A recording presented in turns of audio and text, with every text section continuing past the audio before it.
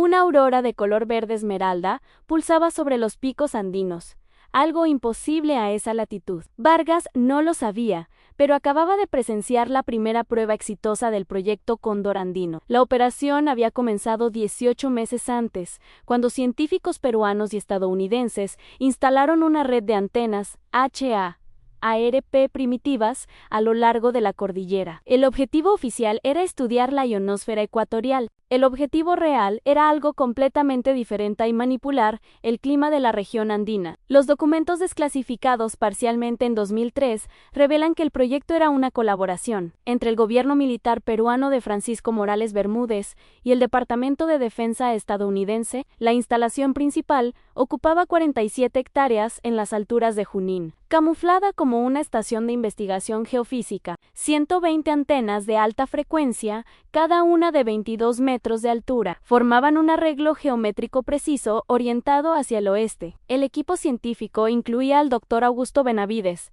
físico de la Universidad Nacional de Ingeniería, quien había trabajado previamente en el proyecto de radar transhorizonte de Puerto Rico, bajo su dirección. El sistema transmitía pulsos electromagnéticos de 2.8 a 10 MHz hacia capas específicas de la ionosfera. La potencia de transmisión alcanzaba 3.6 megavatios, suficiente para calentar secciones atmosféricas de varios kilómetros cuadrados. Los efectos eran mensurables y reproducibles. Entre abril y septiembre de 1978, el equipo realizó 34 experimentos documentados. En 12 ocasiones, lograron modificar los patrones de precipitación sobre valles específicos. El coronel Héctor Salas, coordinador militar del proyecto, escribió en su informe del 15 de julio: "Hemos conseguido desviar un frente de tormenta a 180 kilómetros al sur de su trayectoria pretía. Las implicaciones estratégicas son inmensas en agricultores de la región. Comenzaron a reportar fenómenos extraños, lluvias torrenciales en plena estación seca, sequías inexplicables durante la época de lluvias". El alcalde de Concepción, un pueblo a 25 kilómetros del sitio, documentó 17 casos de ganado muerto sin causa aparente, todos encontrados en un patrón circular perfecto. Los animales no mostraban heridas, pero sus órganos internos estaban cocidos, como si hubieran sido sometidos a microondas. En octubre de 1978, el proyecto dio un salto cualitativo. Los científicos descubrieron que podían enfocar las ondas electromagnéticas de tal manera que afectaban directamente la actividad cerebral humana. El Dr. Benavides anotó en su diario personal: "Hemos identificado frecuencias específicas que inducen estados de pánico, euforia y docilidad en sujetos expuestos. El potencial para control de masas es ilimitado". Esta fue la revelación que cambió todo. El 12 de noviembre, representantes de la CIA llegaron a Lima en un vuelo no registrado. Se reunieron con el alto mando militar durante 7 horas. No hay actas de esa reunión, pero 3 días después, el proyecto recibió una inyección de financiamiento de $12 millones y una orden: desarrollar capacidades de pacificación remota para zonas de insurgencia. Durante los siguientes 4 meses, el proyecto Cóndor Andino realizó pruebas en poblaciones sin su conocimiento. La aldea de Matahuasi, con 1.2 habitantes, fue designada como zona de prueba alfa. Entre diciembre de 1978 y febrero de 1979, los residentes experimentaron epidemias inexplicables de ansiedad colectiva. El párroco local, padre Tomás Valverde, escribió al obispado: "Mis feligreses sufren terrores nocturnos simultáneos. Niños de diferentes familias reportan las mismas pesadillas. Adultos previamente sanos desarrollan paranoia aguda. Esto no es natural". Los registros médicos del único centro de salud de Matahuasi muestran un incremento del 340% en consultas por trastornos neurológicos durante ese periodo. 10 personas fueron hospitalizadas con síntomas que los médicos describieron como psicosis inducida por estímulo desconocido. Entonces, el 3 de marzo de 1979, todo se detuvo. Esa noche, un incendio de origen desconocido destruyó el 60% de las instalaciones del proyecto Cóndor Andino. Las llamas alcanzaron temperaturas suficientes para fundir equipos metálicos, algo imposible en un incendio convencional. 3 técnicos murieron. Sus cuerpos nunca fueron recuperados. El informe oficial atribuyó el desastre a un cortocircuito en el generador principal. El doctor Augusto Benavides sobrevivió al incendio pero no a sus consecuencias. 6 semanas después, fue encontrado muerto en su departamento de Lyman. La autopsia concluyó suicidio por sobredosis de barbitúricos. Su familia insistió en que Benavides no tenía historial de depresión y que temía por su vida. Las autoridades descartaron estas declaraciones. Los documentos del proyecto fueron clasificados con nivel cósmico, la clasificación más alta en el sistema peruano. El sitio fue desmantelado en un operativo nocturno que duró 72 horas. Camiones militares transportaron 47 toneladas de equipamiento a destino desconocido. El terreno fue reclasificado como zona militar restringida y permanece así hasta hoy. Los residentes de Matahuasi todavía sufren tasas anormalmente altas de trastornos neurológicos. Un estudio epidemiológico de 1995 encontró que el pueblo tiene una incidencia de esquizofrenia 6.7 veces superior al promedio nacional. Las autoridades sanitarias no ofrecieron explicación. En 1983, un ingeniero que trabajó en el proyecto, quien pidió permanecer anónimo, contactó a un periodista de la República. Declaró: "A lo que hicimos allí arriba cambiaría la forma en que entendemos la realidad. Podíamos hacer que 1000 personas sintieran terror o éxtasis con solo girar un dial. Podíamos manipular tormentas. Y eso era solo el comienzo".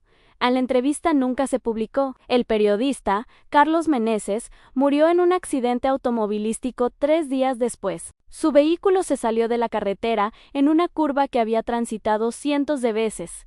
No había mal clima, no había evidencia de falla mecánica. El informe policial fue archivado como accidente por velocidad excesiva. En 2001, un grupo de investigadores independientes intentó acceder al sitio del antiguo proyecto. Fueron detenidos por patrullas militares a 8 kilómetros de distancia. No se presentaron cargos, pero sus equipos de medición fueron confiscados y nunca devueltos. ¿Por qué tanta determinación para ocultar un simple proyecto de investigación meteorológica que se descubrió en aquellas montañas que justifica casi medio siglo de secreto absoluto? Y más inquietante, aún así, el proyecto Cóndor Andino fue desmantelado en 1979. ¿Por qué el sitio sigue siendo zona militar restringida más de 4 décadas después?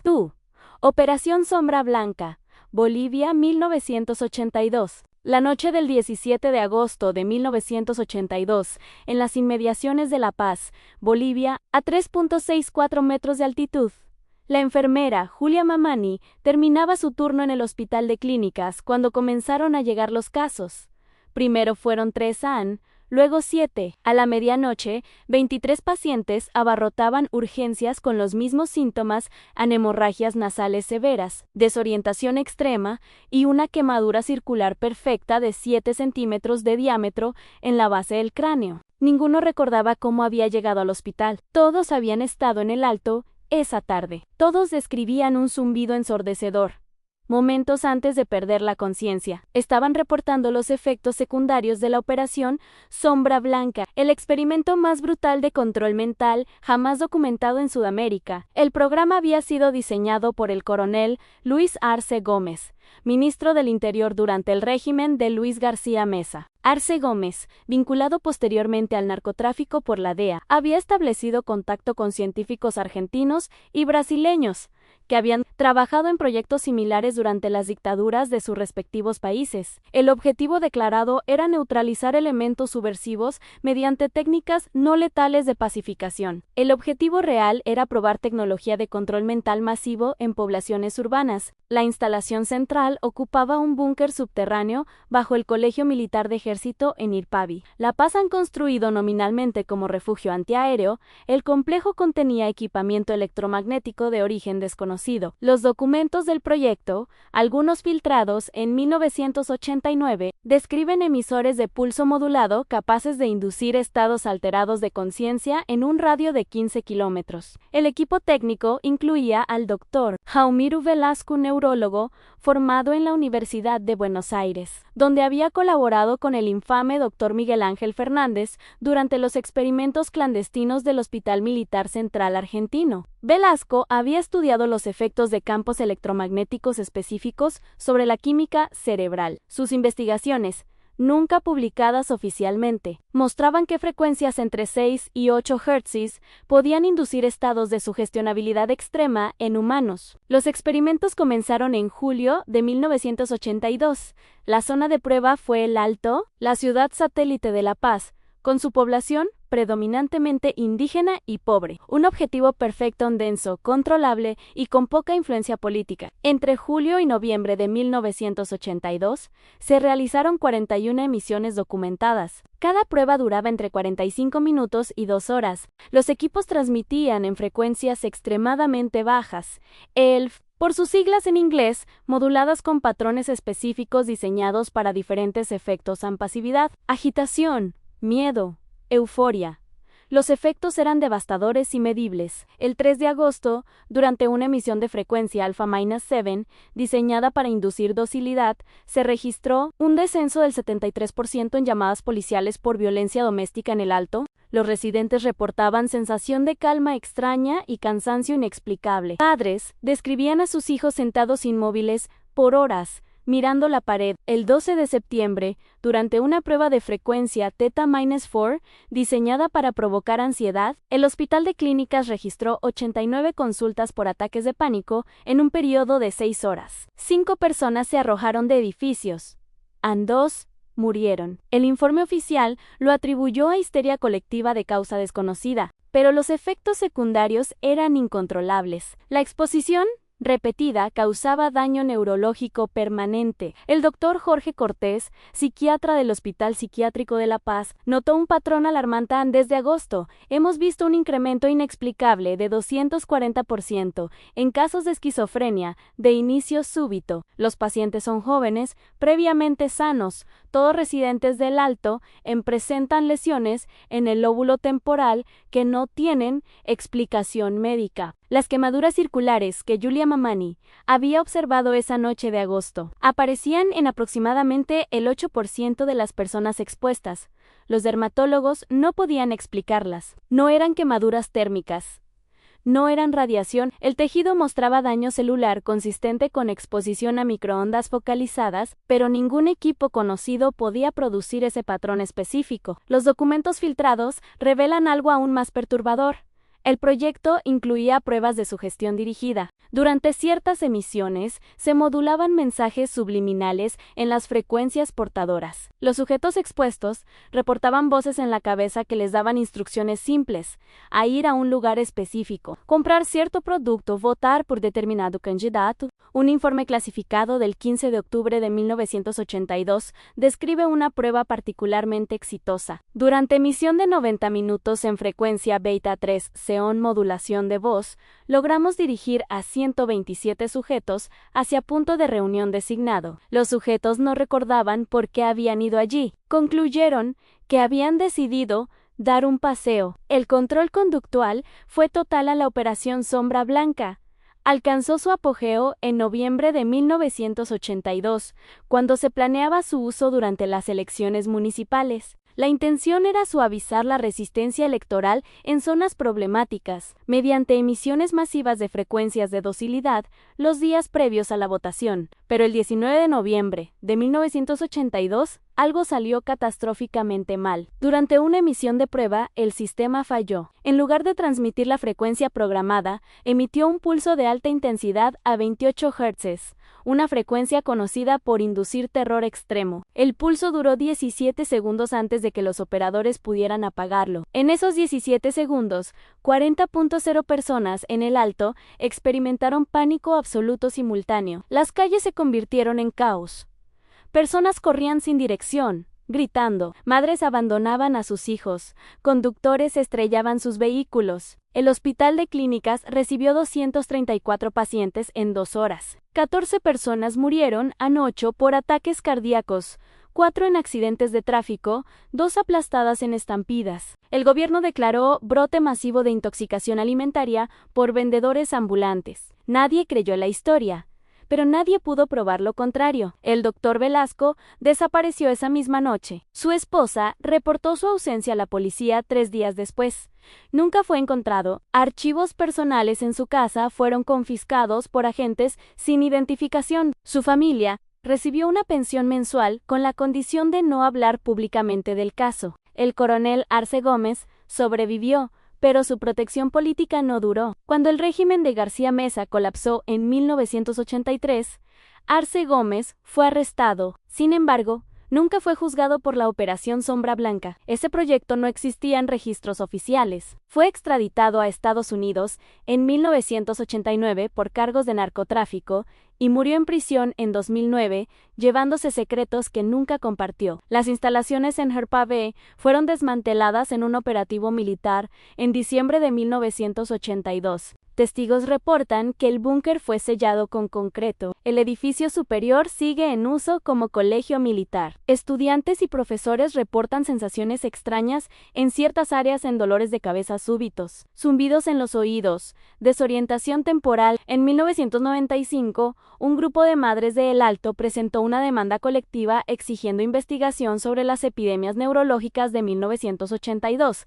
El caso fue desestimado por falta de evidencia. Los registros médicos del Hospital de Clínicas de ese periodo se perdieron. Durante una mudanza administrativa, en 1987, Julia Mamani, la enfermera que atendió los primeros casos, desarrolló Alzheimer temprano a los 52 años. Antes de perder la memoria completamente, dio una entrevista a un documentalista independiente en 2004. Aquella noche vi cosas que no tenían explicación médica. Vi personas con lesiones cerebrales que no pudieron haber ocurrido naturalmente. Vi el terror en sus ojos cuando les preguntábamos qué recordaban, y vi cómo los militares llegaron al día siguiente y confiscaron todos los expedientes. Nos dijeron que olvidáramos todo, que no habíamos visto nada en el documental, nunca fue completado. Las cintas fueron robadas del estudio de edición. Hoy, El Alto tiene la tasa más alta de esquizofrenia de toda Bolivia en 4.2% de la población, comparado con el promedio nacional de 0.7%. Los neurólogos no tienen explicación. Los epidemiólogos especulan sobre factores ambientales no identificados. Nadie menciona 1982, que justifica borrar tan sistemáticamente las evidencias de un simple experimento fallido. ¿Por qué las víctimas nunca recibieron tratamiento ni compensación? ¿Y si la tecnología era tan primitiva en 1982, qué habrán desarrollado en los 40 años siguientes? 3. Proyecto Serpiente Emplumada, México. 1985. El 19 de septiembre de 1985, a las 7:17 a.m., la Ciudad de México fue devastada por un terremoto de magnitud 8.1. Murieron más de 10.0 personas. Miles de edificios colapsaron. Fue, oficialmente, uno de los peores desastres naturales en la historia de México, pero en una instalación militar subterránea a 67 kilómetros al oeste del epicentro, un grupo de científicos observaba pantallas de monitoreo con expresión de horror absoluto. El terremoto no había sido completamente natural, había sido amplificado, y ellos eran parcialmente responsables. Esta es la historia del proyecto Serpiente Emplumada, el intento más ambicioso y catastrófico de la Guerra Fría latinoamericana por convertir la geología en arma. El proyecto comenzó en 1979, cuando el gobierno de José López Portillo autorizó la creación de un programa clasificado de investigación geofísica defensiva. México estaba experimentando presiones políticas y económicas severas. La administración buscaba tecnologías que pudieran proporcionar ventaja estratégica sin desencadenar carreras armamentistas convencionales. La propuesta llegó del Dr. Héctor Escalante, geofísico formado en el MAIT y consultor del Instituto de Geofísica de la UNAM. Escalante había estudiado la teoría de que explosiones nucleares subterráneas podían disparar terremotos en zonas sísmicamente activas. Su propuesta era inquietante en sí. Explosiones podían iniciar terremotos. ¿Podrían dispositivos no nucleares hacer lo mismo en la zona de subducción de Michoacán? La instalación fue construida bajo la cobertura de una estación sismológica avanzada en las montañas cerca de Ciudad Hidalgo, Michoacán. El complejo real se extendía 200 metros bajo tierra, con túneles que alcanzaban zonas de falla identificadas mediante estudios sísmicos clasificados. La inversión total se estima en $89 millones, financiamiento que nunca apareció en presupuestos oficiales. El equipo incluía 23 científicos mexicanos, 6 asesores soviéticos. México mantenía relaciones cordiales con la URSS y Según documentos desclasificados estadounidenses, al menos 3 técnicos de la CIA en calidad de observadores. Esta colaboración tripartita era extraordinariamente inusual y señala la gravedad percibida del proyecto. La tecnología era sofisticada para su época. Los documentos describen resonadores geológicos, dispositivos que generaban ondas sísmicas de frecuencias específicas, diseñadas para acoplarse con las frecuencias naturales de capas geológicas particulares. La teoría era similar a cómo una nota musical específica puede romper una copa de cristal, encontrar la frecuencia que maximizara la transferencia de energía a zonas de tensión geológica. Entre 1981 y 1984, el equipo realizó 117 pruebas en pequeña escala. Los dispositivos generaban vibraciones controladas que propagaban hacia zonas de falla. Sismógrafos distribuidos en una red de 40 kilómetros medían los efectos. Los resultados iniciales fueron, según el informe de marzo de 1983, prometedoramente inesperados. Descubrieron que pulsos específicos podían desestabilizar temporalmente segmentos de falla. No iniciaban terremotos, pero reducían significativamente el umbral de energía necesario para que ocurriera un deslizamiento tectónico, como aflojar un tornillo sin sacarlo completamente. El doctor Escalante describió el fenómeno en su reporte técnico del 8 de julio de 1983. Hemos identificado patrones de resonancia que reducen la fricción entre placas en un 17–23% durante periodos de hasta 72 horas post-exposición. Las implicaciones defensivas son claras. Podríamos vacunar zonas urbanas mediante liberación controlada de tensión sísmica. Las implicaciones ofensivas también son claras. Podríamos sensibilizar zonas enemigas para que un temblor menor se convierta en terremoto. Mayo Erean, este descubrimiento dual convirtió al proyecto en algo mucho más peligroso. En enero de 1985, el programa entró en su fase operacional. El objetivo era realizar una prueba a gran escala en una zona despoblada de Guerrero, lejos de centros urbanos. Se instalarían dispositivos a lo largo de 15 kilómetros de la falla de Cocos, Norteamérica. Los resonadores operarían durante 96 horas continuas. Luego, el equipo mediría cambios en la actividad sísmica local durante 6 meses. La prueba estaba programada para el 15 de agosto de 1985. Pero el 2 de agosto, los sismógrafos del proyecto detectaron algo alarmante en June: incremento súbito de microsismos en la zona objetivo. La tensión tectónica estaba aumentando naturalmente. El doctor Escalante recomendó posponer la prueba. El coronel Ernesto Durán, director militar del proyecto, rechazó la recomendación. Los equipos ya estaban desplegados. La ventana logística se cerraría pronto. La prueba procedería según lo planeado. El 15 de agosto a las 6 a.m., los resonadores se activaron. Durante las siguientes 96 horas, generaron pulsos sísmicos de 0.7 a 1.2 Hz, con amplitud creciente. Los sismógrafos registraron propagación de las ondas a lo largo de la zona de subducción. Los datos mostraban exactamente lo esperado: reducción de la fricción entre placas. Acumulación de tensión en bolsillos específicos. El 19 de agosto, los dispositivos se apagaron. El equipo comenzó la fase de monitoreo. Todo parecía estar bajo control. Entonces, el 19 de septiembre a las 7:17 a.m., la placa de Cocos se deslizó violentamente bajo la placa norteamericana. El epicentro estaba a 85 kilómetros de la costa de Michoacán, demasiado cerca, de la zona donde habían operado los resonadores. El terremoto alcanzó magnitud 8.1, liberando energía equivalente a 1.114 bombas atómicas del tamaño de Hiroshima. Las ondas sísmicas viajaron 350 kilómetros hasta la Ciudad de México, donde el suelo arcilloso del lecho del lago amplificó el movimiento, causando destrucción masiva. En la instalación del proyecto Serpiente Emplumada, las pantallas mostraban datos que ningún científico quería ver. La frecuencia dominante del terremoto coincidía con las frecuencias que habían estado transmitiendo. Los modelos de propagación de energía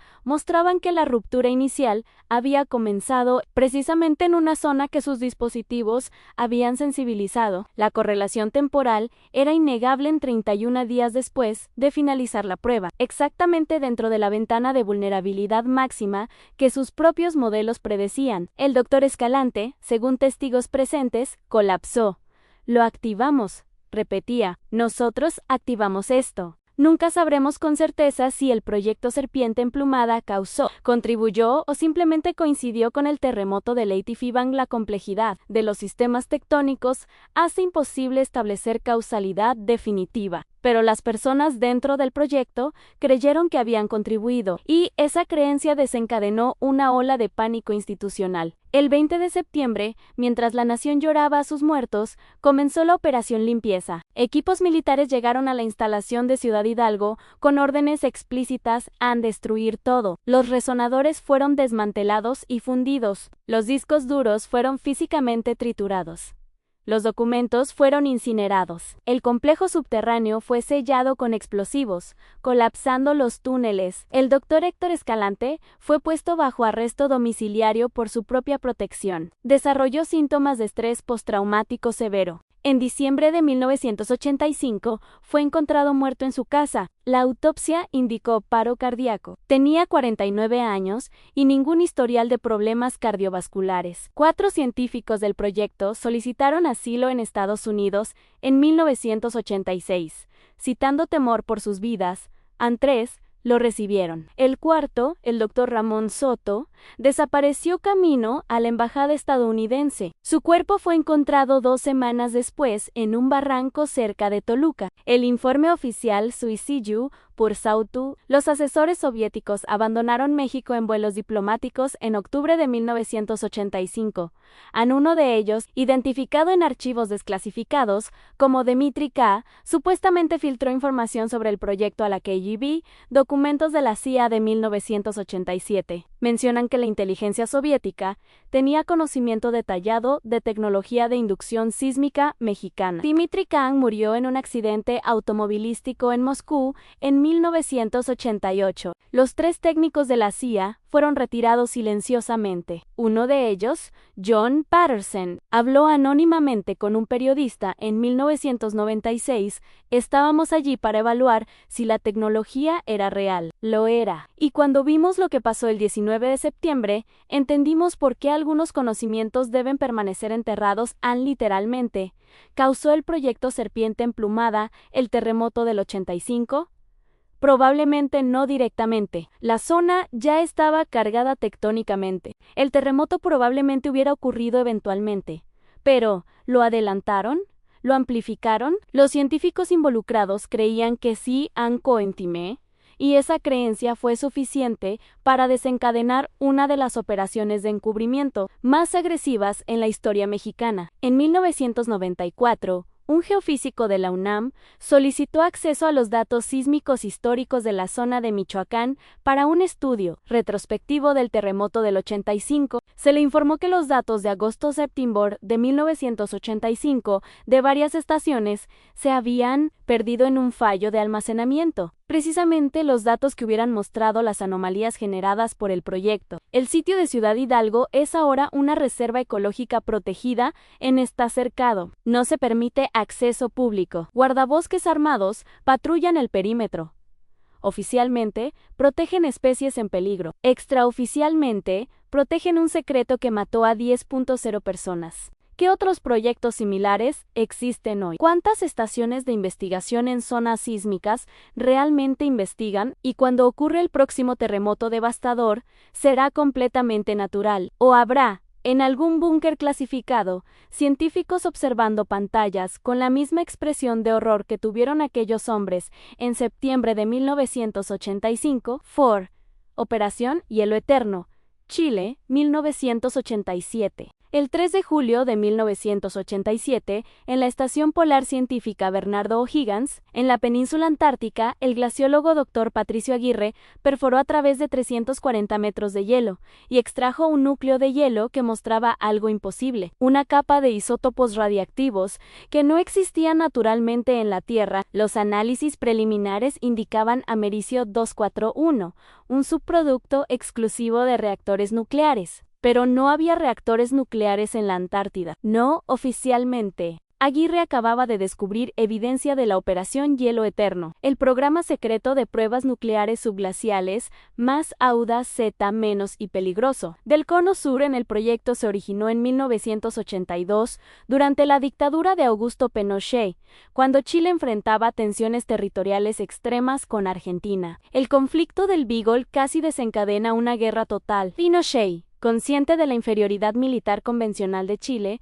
buscaba un igualador estratégico. La opción nuclear era obvia, pero imposible. Chile era signatario del Tratado de Tlatelolco, que prohibía armas nucleares en América Latina. La solución vino del almirante José Toribio Merino, comandante de la Armada y miembro de la Junta Militar. Merino propuso algo ingenioso en Chile: tenía presencia legítima en territorio antártico. El Tratado Antártico prohibía explosiones nucleares, pero no especificaba continuar las 4:27 de la tarde, experimentación con materiales fisibles, en condiciones controladas. La línea era delgada, técnica y explotable. La Operación Hielo Eterno fue autorizada en marzo de 1983 con presupuesto clasificado de $34 millones.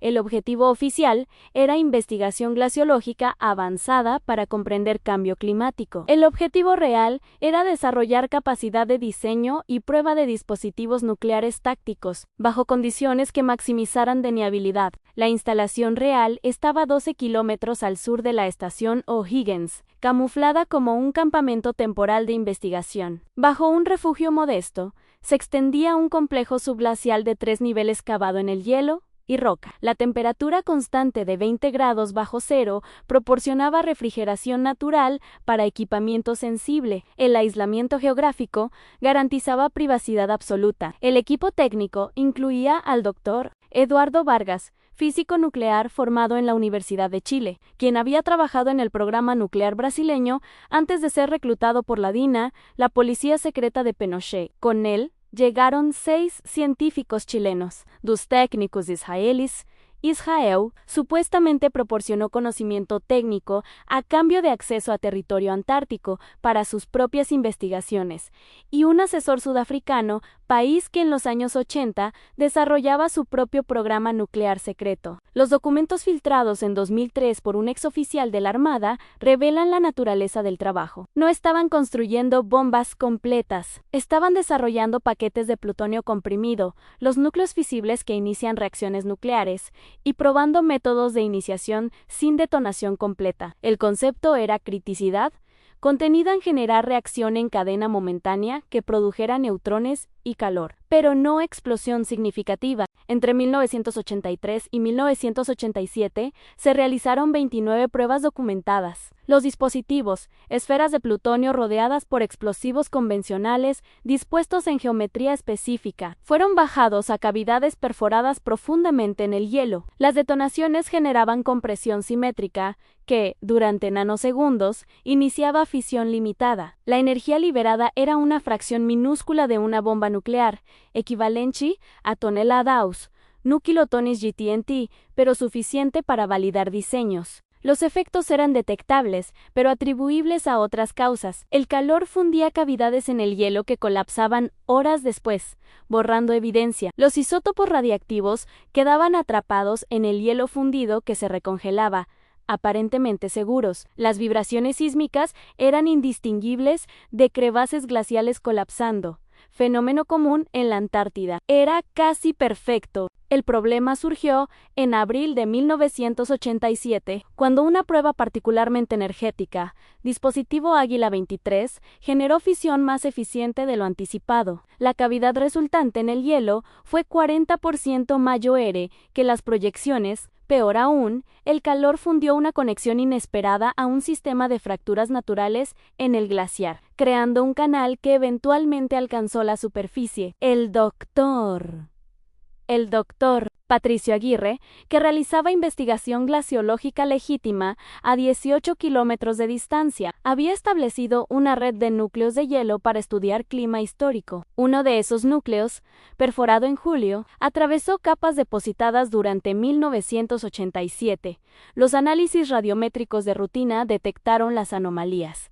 Aguirre no era tonto, reconoció inmediatamente que los isótopos eran artificiales y entendió las implicaciones. Chile estaba violando múltiples tratados internacionales en territorio que legalmente no le pertenecía a nadie. Esto no era solo escándalo, era crisis diplomática potencial que podía involucrar sanciones internacionales y revocación de los derechos territoriales antárticos de Chile. Escribió un informe preliminar el 8 de julio y lo envió por radio cifrada a la Universidad de Chile. Pero las comunicaciones antárticas pasaban por estaciones de la Armada. El mensaje fue interceptado. El 1 de julio, un helicóptero de la Armada llegó al campamento de Aguirre con órdenes de evacuación de emergencia por tormenta inminente. No había tormenta en el pronóstico. Aguirre fue transportado a Punta Arenas, donde fue recibido por oficiales de inteligencia naval. La conversación, según relató después a su familia, fue cortés, pero absolutamente clara. Su descubrimiento era malinterpretación de contaminación atmosférica de pruebas nucleares de los años 60. Sus núcleos de hielo serían reanalizados adecuadamente. Él debía corregir su informe preliminar. Aguirre, aterrorizado pero no totalmente doblegado, aceptó. Regresó a Santiago. Escribió el informe corregido, pero también fotocopió sus datos originales y los depositó con un abogado de confianza con instrucciones así. Algo me pasa, entregar esto a la prensa. Nada le pasó, al menos, no directamente. Su carrera sí sufrió. Solicitudes de financiamiento fueron denegadas, propuestas de investigación rechazadas sin explicación, invitaciones a conferencias canceladas misteriosamente. En 1989 dejó la academia y se convirtió en profesor de secundaria. Murió en 2001 de cáncer de pulmón. Nunca había fumado. Su abogado entregó los documentos a un periodista tras su muerte, pero para entonces la dictadura había terminado. Los gobiernos democráticos querían dejar el pasado atrás, y nadie quería reabrir heridas. La Operación Hielo Eterno fue clausurada en agosto de 1987. Semanas después del incidente con Aguirre, el complejo subglacial fue desmantelado. Los equipos fueron extraídos en 3 vuelos, C-130. El sitio fue abandonado. Oficialmente, la estación temporal había completado su investigación glaciológica. En 1991,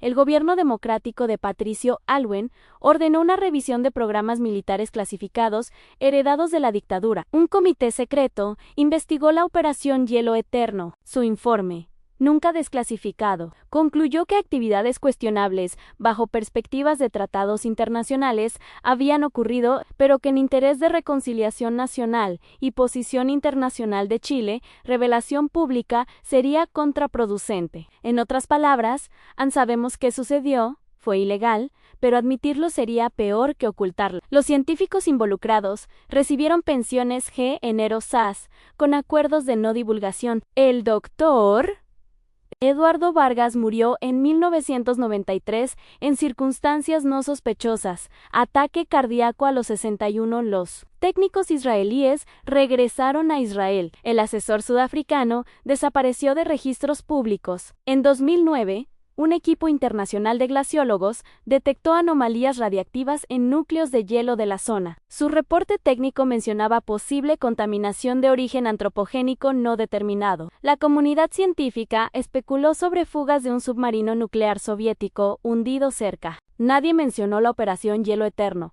porque oficialmente nunca existió. El sitio ahora está bajo una capa adicional de hielo acumulado en 37 años. Los dispositivos nunca detonados, al menos 3, según documentos, permanecen allí, congelados a 300 metros de profundidad. El plutonio tiene una vida media de 24.0 años. Estará radiactivo cuando nuestros tataranietos ya no recuerden que alguna vez hubo países llamados Chile y Argentina, o conflictos llamados Guerra Fría. Y aquí está la pregunta que nadie hace. Si Chile realizó 29 pruebas en 4 años, durante los años 80, sin ser detectado, ¿cuántas naciones más están usando la Antártida como laboratorio secreto ahora mismo? El continente tiene 14 millones de kilómetros cuadrados, la mayoría sin monitoreo. Las estaciones científicas de docenas de países perforan, excavan y operan equipos que generan energía suficiente para pequeñas ciudades. ¿Qué están investigando realmente? Y cuando el hielo antártico finalmente se derrita, no sí, sino cuándo, ¿qué secretos radiactivos saldrán a la superficie? 5. Experimento Panamá, Yoyu, Panamá, 1989. La noche del 19 de diciembre de 1989, mientras cazas F-117 bombardeaban, el Chorrillo y tanques M-1313 atravesaban las calles de la ciudad de Panamá durante la Operación Justa Causa. Algo más estaba sucediendo en las sombras. En el barrio de San Miguelito, residentes reportaron luces rojas pulsantes en el cielo, seguidas de desmayo, masivos que afectaron a cientos de personas. Hospitales recibieron 340 pacientes con síntomas idénticos a desorientación severa, amnesia temporal y hemorragias nasales. Las autoridades lo atribuyeron al estrés de la invasión. Pero documentos desclasificados 20 años después revelan otra realidad. Estados Unidos había usado la invasión de Panamá como cobertura para probar armamento neurológico de última generación. El experimento Panamá-Royonel programa se originó en 1987, cuando el Departamento de Defensa autorizó desarrollo de armas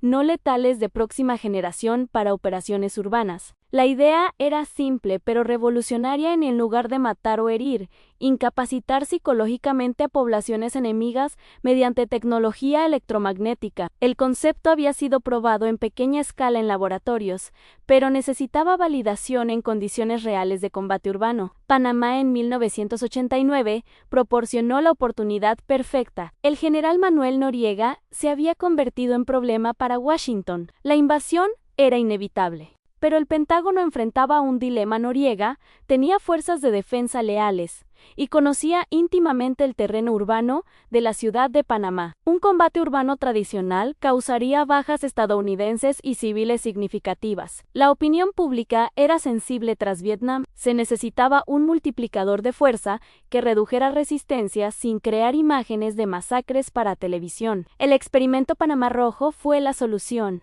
Los documentos filtrados en 2009 por Wikileaks describen el sistema aeronaves AC-130 modificadas equipadas con transmisores electromagnéticos de alta potencia capaces de emitir pulsos en frecuencias específicas. Los pulsos, entre 1 y 30 Hz, afectaban directamente la actividad eléctrica cerebral, induciendo estados alterados de conciencia en pánico, docilidad o inconsciencia completa dependiendo de la frecuencia y duración. La tecnología no era completamente nueva. Los soviéticos habían experimentado con armas similares en Afganistán, Israel había probado dispositivos sónicos en Gaza, pero nadie había intentado despliegue a escala urbana bajo condiciones de combate real. El sistema, designado espectro rojo en documentos técnicos, fue instalado en 3 aeronaves AC-130H basadas en Howard Air Force Base, Panamá, semanas antes de la invasión. El equipo técnico incluía especialistas de DARPA,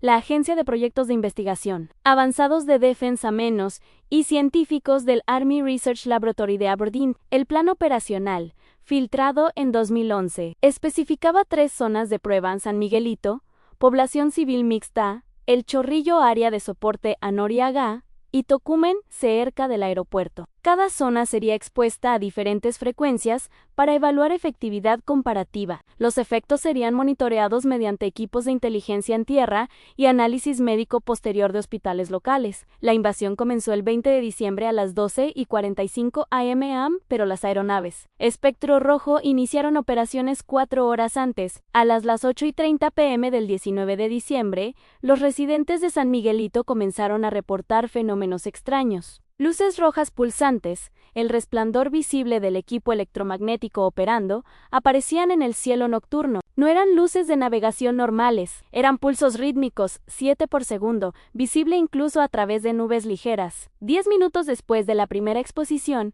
los efectos comenzaron. Juana Morales, enfermera que vivía en San Miguelito, declaró en 2010, sentí como si mi cabeza se llenara de estática, un zumbido que no era sonido sino sensación. Mis hijos comenzaron a llorar simultáneamente. Entonces vi a mi vecino, el señor Herrera, colapsar en su jardín. Corrí a ayudarlo, y yo también me desmayé. No recuerdo nada de las siguientes 2 horas.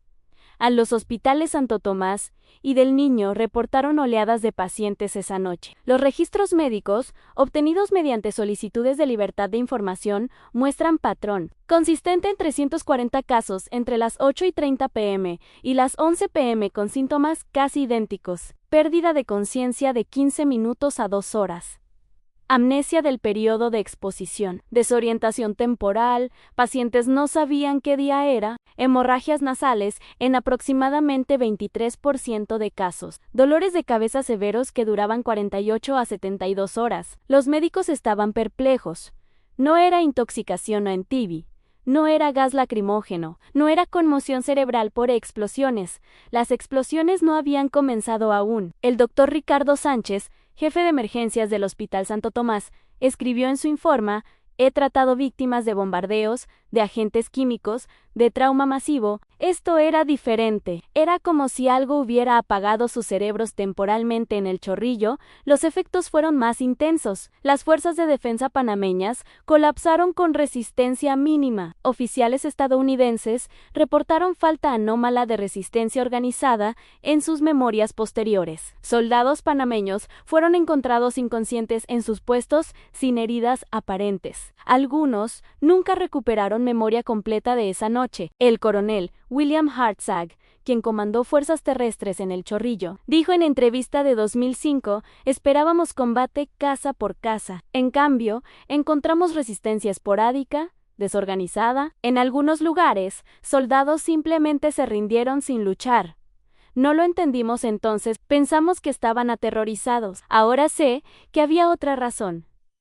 Los documentos de DARPA evalúan el experimento Panamá Rojo como parcialmente exitoso. Las frecuencias probadas en San Miguelito efectivamente incapacitaron población civil con efectos secundarios aceptables. Las frecuencias en el Chorrillo redujeron resistencia militar en aproximadamente 40%. Sin embargo, el informe nota inconsistencia en respuesta individual y efectos residuales más prolongados que lo proyectado. Pero había un problema ético y legal devastador, que el informe admitía entre líneas. Las pruebas involucraron población civil no combatiente sin su conocimiento o consentimiento. Esto constituye experimentación humana no autorizada, bajo cualquier interpretación de derecho internacional o protocolos militares estadounidenses. En otras palabras, Estados Unidos había usado civiles panameños como sujetos de prueba involuntarios de armas experimentales. Las consecuencias a largo plazo fueron ocultadas sistemáticamente. Un estudio epidemiológico panameño de 1995 encontró que residentes de San Miguelito tenían tasas de migrañas crónicas 4.3 veces superiores al promedio nacional. Tasas de trastornos del sueño eran 2.8 veces mayores. Incidencia de epilepsia de inicio adulto era 5.1 veces superior. Los investigadores propusieron factores ambientales no identificados post-1 989. Cuando los documentos fueron filtrados en 2009, el gobierno estadounidense inicialmente negó todo. Luego admitió que tecnología experimental de contrainsurgencia había sido evaluada durante la operación, pero insistió que afectó solo objetivos militares legítimos. Esta afirmación era demostrable mentalmente falsa. San Miguelito era zona residencial civil.